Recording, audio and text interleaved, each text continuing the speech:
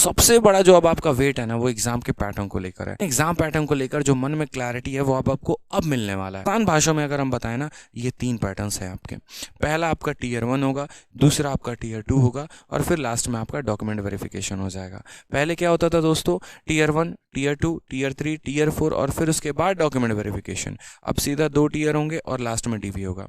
अब अगर इसमें भी बात करें तो टीयर 1 आपका क्वालिफाइंग इन नेचर है। जैसे आप यूपीएससी में देखते हैं क्या होता है कि पेपर तो होता है, उसकी एक कट ऑफ भी डिसाइड होती है। जो उस कट ऑफ को पार कर लेते हैं, जितने लोग सारे के सारे अगले पड़ाव के लिए जो है चयनित हो जाते हैं, सेलेक्टेड हो जाते हैं, लेकिन उस कट ऑफ का मेरिट में कोई योगदान नहीं होता, बस वो क्वालिफाइंग होता है। क्वालिफाई कर लिया ना, मैटर ये करता है। तो वही वाली पॉइंट है यहाँ पर कि क्वालिफाइंग है, मार्क्स नहीं ऐड होंगे उसके। ठीक है, नेक्स्ट बात करते हैं यहाँ पर टीयर 2। तो सारा मेरिट का खेल यहीं से बनना है। ठीक, अब ये जो मेंस का पेपर है ना, तो सोचो यहाँ पर अगर ये क्वालिफाइंग था, ठीक है, अगर जैसे मानो इसको क्वालिफाइंग रख दिया गया तो इसके पेपर की तो कोई वैल्यू ही नहीं हुई फिर, तो उसको वैल्यू यहाँ पर दी गई है। इसी वजह से इस बार के मेंस में इंग्लिश भी जीएस भी और आपका रीजनिंग भी और कंप्यूटर भी ऐड हुआ है, ताकि हम कहीं ना कहीं इस पूरे बिहाफ पर मेरिट बना सकें। यानी पहले प्री और मेंस को सीधा हटाकर एक पेपर लाया गया और उस पर मेरिट लगाने की बात कही गई है।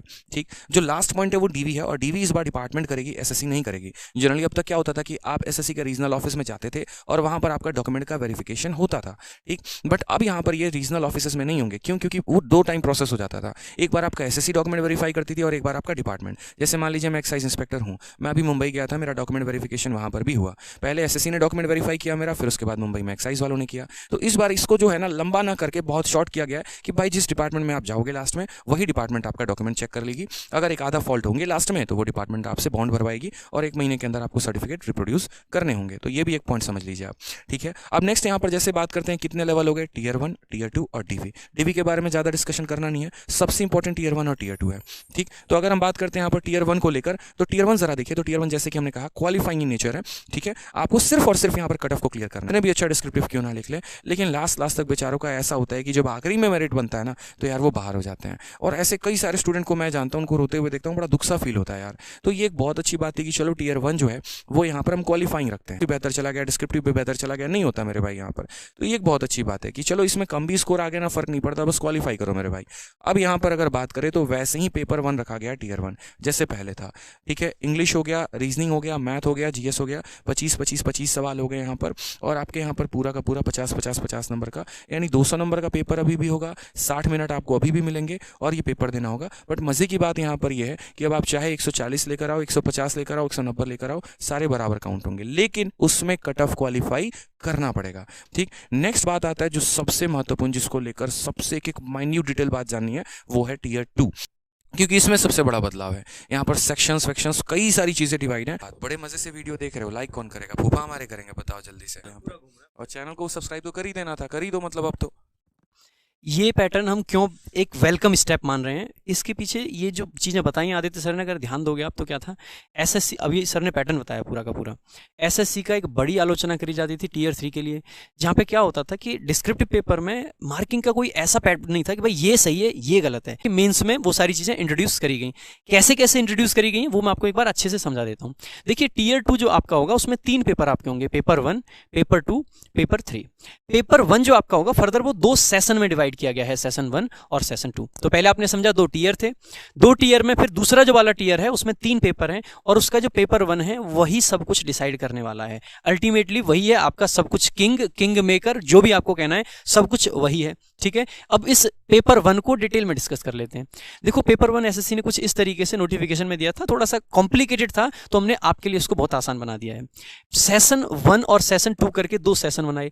सेशन 1 होगा जो कि 2.25 घंटे का होगा, 2 घंटे 15 मिनट का आपका सेशन 1 होगा, जिसके अंदर एसएससी ने 3 सेक्शन बनाए हैं। सेशन नहीं, section. Section 1, section 2, section 3। Section 1 के अंदर फर्दर 2 मॉड्यूल बनाए गए हैं। ये एक ही सेशन के अंदर आपका पेपर होगा। ऐसा नहीं है कि पेपर आपको 2 बार बैठना है, बीच में टॉयलेट करने के लिए, पानी पीने के लिए आपको छोड़ देंगे, नहीं छोड़ेंगे। 2.25 घंटे आपको लगातार बैठना है, पूरा का पूरा 2.25 घंटे आपको लगातार बैठना है, जिसमें सबसे पहले आपका सेक्शन 1 आएगा, जिसके अंदर 2 मॉड्यूल बनाए गए हैं। एक है मैथमेटिकल एबिलिटीज और दूसरा है रीजनिंग एंड जनरल इंटेलिजेंस। ठीक है, तो रीजनिंग और मैथ्स को एक सेक्शन के अंदर डाल दिया गया है। मैथ्स के 30 क्वेश्चन होंगे, हर क्वेश्चन 3 नंबर का होगा आपकी बार। पहले जो क्वेश्चन होते थे वो 2 नंबर के होते थे और 1/4 नेगेटिव मार्किंग यानी आधा नंबर कटता था। अब की बार चेंज ये किया है कि एक क्वेश्चन 3 नंबर का होगा और उस 3 नंबर में एक नंबर अगर आपने कोई गलत किया है क्वेश्चन तो 1 नंबर काटा जाएगा, यानी कि नेगेटिव मार्किंग आपकी 1/3 कर दी गई है। 1/3 का मतलब है आपका 1 नंबर काट लिया जाएगा एक क्वेश्चन गलत होने पर। सिमिलरली रीजनिंग के भी आपके 30 क्वेश्चन होंगे। यहाँ पे खास बात आपको ये देखने को मिलेगी कि ये जो मॉड्यूल है आपका ये सेक्शन 1 पहले ही आएगा। ऐसा नहीं है कि आप सीधे जैसे पहले क्या करते थे बच्चे कि सीधा एक काम करो, सबसे पहले जीएस को निपटाओ फिर इंग्लिश को निपटाओ, लास्ट में मैथ्स और रीजनिंग को देखते हैं। वैसा यहाँ पे नहीं है। सेक्शन 1 जब चल रहा होगा तो आप सेक्शन 2 पे जंप नहीं कर पाओगे। सेक्शन 1 चलेगा और सेक्शन 1 ही चलेगा। ऐसा इसमें जरूर रहेगा कि आप उसमें मॉड्यूल चेंज कर सकते हैं। आप ये कर सकते हैं कि पहले रीजनिंग को निपटा देते हैं जी 15 मिनट में, उसके बाद में जो 45 मिनट है उसमें मैथ्स में लगाएंगे, 30 क्वेश्चन उसके निपटाएंगे। ये आप कर सकते हैं, लेकिन आप पूरा सेक्शन जंप नहीं मार सकते हैं। तो सेक्शन 1 आपका हो गया 30 क्वेश्चन है, 30 क्वेश्चन रीजनिंग के हैं, 30 क्वेश्चन मैथ्स के, यानी कि आपको देखना यह है कि 60 क्वेश्चन है टोटल और 60 क्वेश्चन के लिए आपको टाइम जो दिया गया है वो है 60 मिनट यानी कि 1 घंटा। बहुत ज्यादा समय नहीं है। यहाँ पे मैथ्स की वैल्यू ऑटोमेटिकली आपकी बढ़ जाती है, बहुत वैल्यू हो जाती है आपकी स्मार्ट अप्रोचेस की, क्योंकि 1 ही घंटे का समय है इस मॉड्यूल के लिए।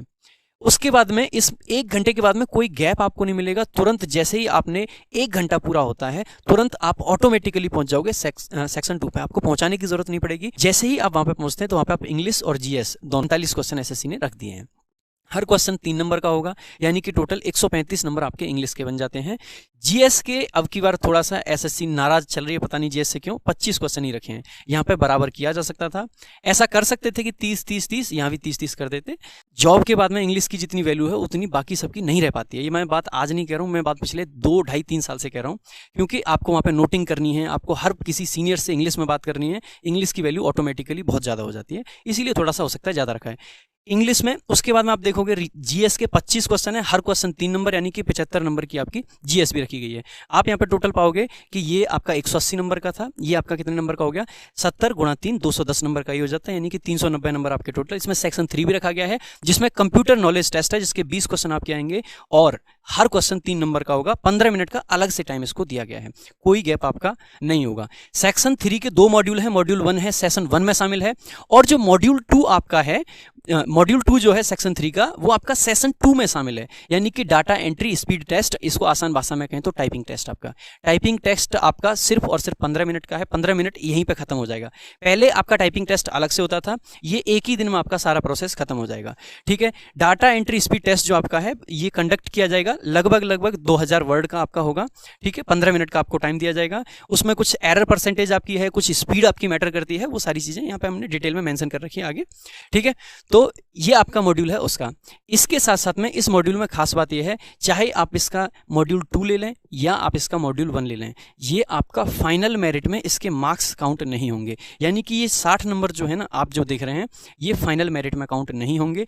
इनका सिर्फ यहीं पे एक कट ऑफ बनेगी, जो कि इनकी यहाँ पे 2 कट ऑफ बनेगी, ये भी आपको बता देता हूँ। 2 कट ऑफ कैसे हैं, एक कट ऑफ वो है जो कि DEST वाली जो पोस्ट होती थी पहले उनके लिए है, और एक कट ऑफ अलग से बनाई जाएगी जो CPT वाली पोस्ट होती थी उनके लिए। यानी कि CPT को भी यहाँ से हटा दिया गया है। CPT की जगह पे ये है, हायर कट ऑफ रहेगी किसके लिए, CPT वाली पोस्ट के लिए। DEST वाली जो पोस्ट है उनके लिए कट ऑफ थोड़ी सी लोअर रखी जाएगी। लेकिन मैं फिर से मेंशन करूंगा कि फाइनल मेरिट में मार्क्स काउंट नहीं होंगे। जो सिलेक्शन होगा आपका वो इन सारे मार्क्स के बेसिस पे होगा, ये जो आप देख रहे हैं यहाँ पे। ठीक है, वो क्वालिफाई करना जरूरी है ही। ठीक है, उसके अलावा सेक्शन 1 एंड सेक्शन 2, ठीक है, एंड मॉड्यूल 1 ऑफ सेक्शन 3, ठीक है, ऑफ पेपर 1 ऑफ टीयर 2, ठीक है, यानी कि जो अभी बताया गया है, यानी कि मैथ्स का पेपर, रीजनिंग का पेपर मिला के आपको 30% मार्क्स मिनिमम चाहिए अगर आप यूआर से बिलोंग करते हैं। 25% है ओबीसी ईडब्ल्यूएस के लिए, बाकी कैटेगरीज के लिए 20%। और ऐसे ही सिमिलरली इंग्लिश और जीएस का मिला के आपको एटलीस्ट 30% मार्क्स चाहिए। मैं 30 मार्क्स की बात नहीं कर रहा हूँ, 30% मार्क्स की बात कर रहा हूँ, यानी कि 210 का 30% आपको चाहिए होगा।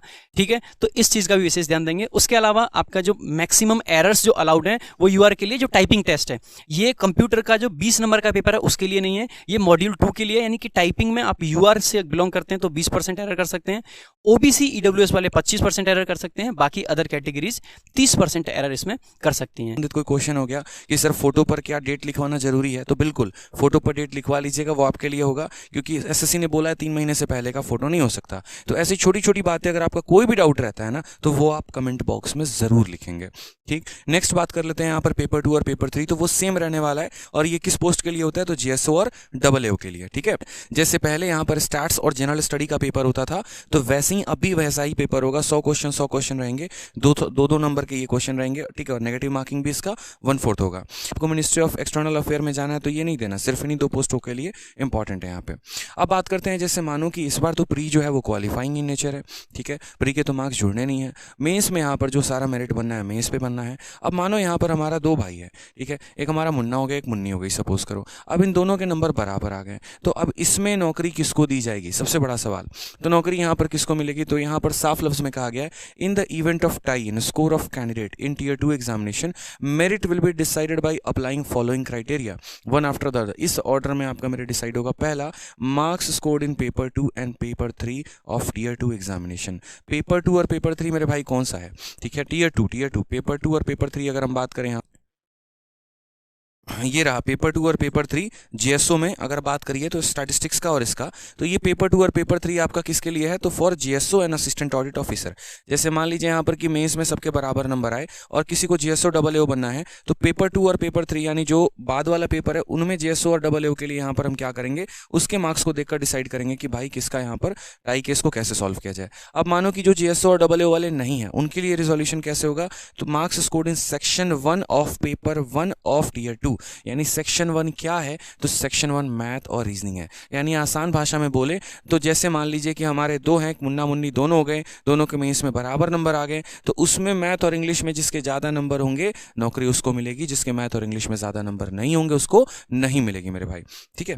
हाँ, तो सिंपल सा बात यहाँ पर अगर हम बात करें तो यहाँ पर है, अगर उसमें भी बराबर नंबर आ जाते हैं तो फिर उसके बाद डेट ऑफ बर्थ को प्राथमिकता दी जाएगी और फिर उसके बाद उनके नाम के अल्फाबेटिकल ऑर्डर